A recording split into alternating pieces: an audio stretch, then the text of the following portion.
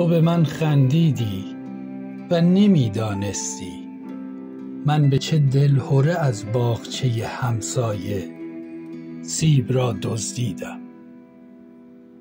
باغبان از پی من تند دوید، سیب را دست تو دید.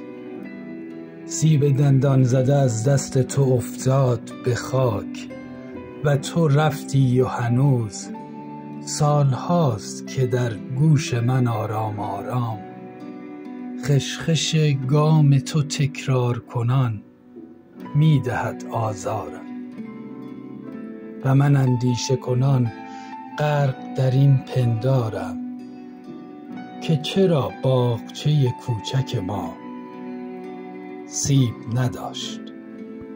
من به تو خندیدم چون که میدانستم تو به چه دلهره ای از باغچه همسایه سیب را دزدیدی. پدرم از پی تو تند دوید و نمیدانستی باغبان باغچه همسایه پدر پیر من است. من به تو خندیدم تا که با خنده به تو پاسخ عشق تو را خالصانه بدهم.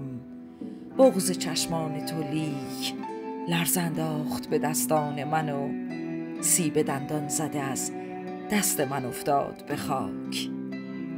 دل من گفت برو، چون نمیخواست به خاطر سپارد گریه تلخ تو را. و من رفتم و هنوز سال هاست که در ذهن من آرام آرام حیرت و بغض تو تکرار کنان میدهد آزارم و من اندیشه کنان غرق در این پندارم که چه میشد اگر باغچه خانه ما